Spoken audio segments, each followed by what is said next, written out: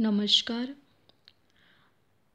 हमारा आज का प्रश्न है कहानी की परिभाषा विभिन्न विद्वानों के आधार पर। ठीक है, आज हम ये क्वेश्चन करेंगे कहानी की विभिन्न परिभाषाएं विभिन्न विद्वानों के मतों के आधार पर।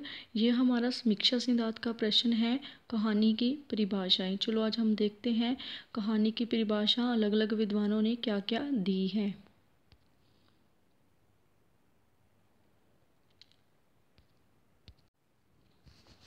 देखिए, कहानी मानव जीवन का आवश्यक अंग है।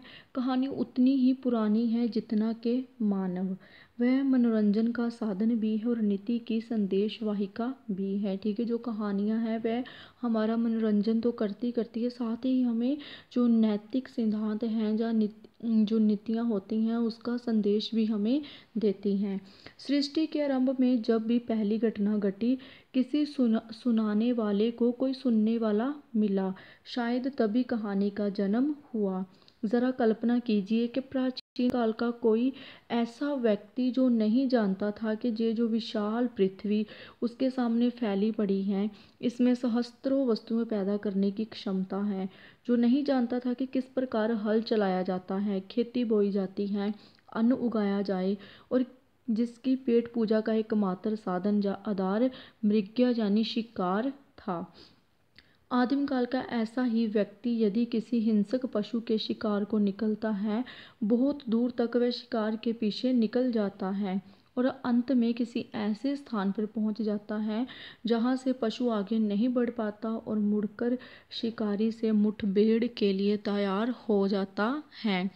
दोनों एक दूसरे पर झपटते हैं, दोनों में जमकर लड़ाई होती है, शिकारी भी घायल हो जाता है मगर अंत में अपने शिकार को मार गिराता है। वे शिकारी अपने गावों की तनिक भी परवाह न करते हुए जब अपने निवास स्थान पर पहुंचता है, तब स्वाभाविक है कि यदि वहां उसका कोई साथी अथवा संबंधी है तो वह उससे शिकार के साथ अपनी मुठभेड़ की बात कहेगा।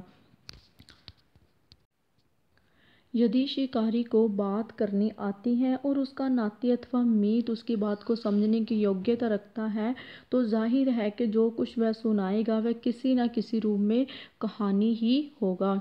यदि शिकारी बातूनी है या शिकार में अपनी सफलता पर फूला नहीं समाता, तो जाहिर है कि वह उस घटना को खूब बढ़ा चढ़ाकर नमक मिर्च मसाला लगाकर मनोरंजन बनाकर सुनाएगा।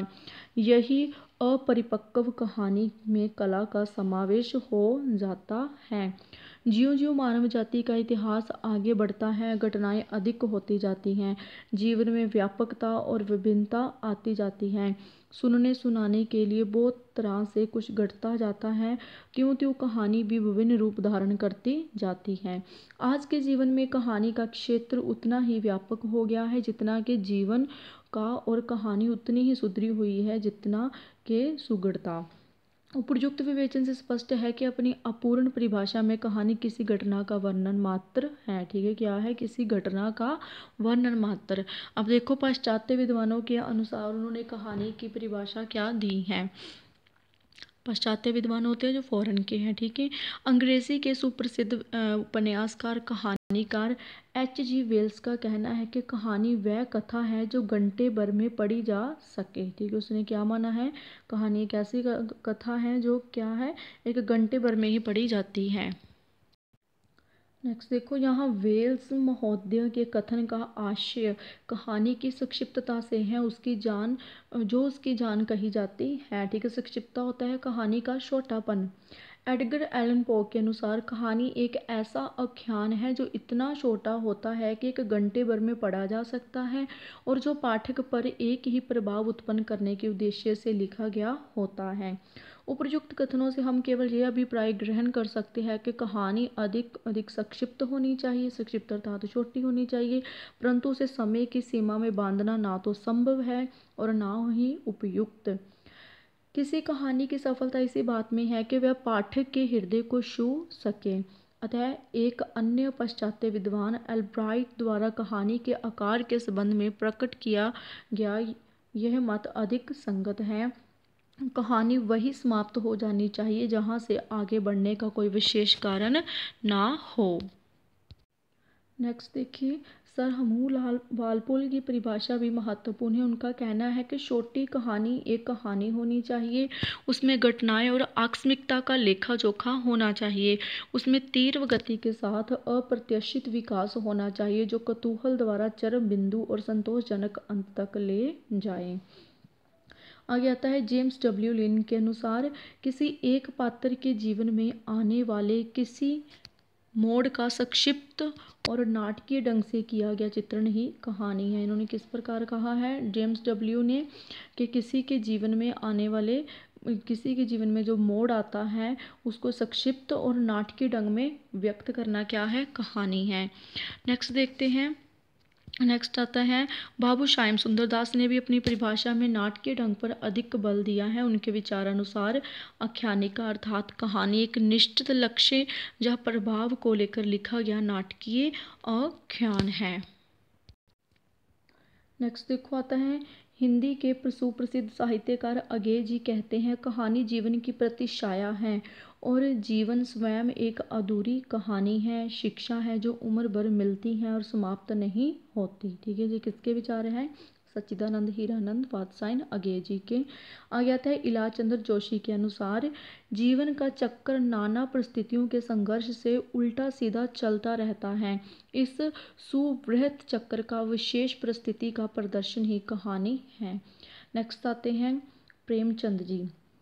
प्रेमचंद लिखते हैं गल्प अर्थात कहानी एक ऐसी रचना है जिसमें जीवन के किसी एक अंग या किसी एक मनोभाव को ही प्रदर्शित करना ही लेखक का उद्देश्य रहता है।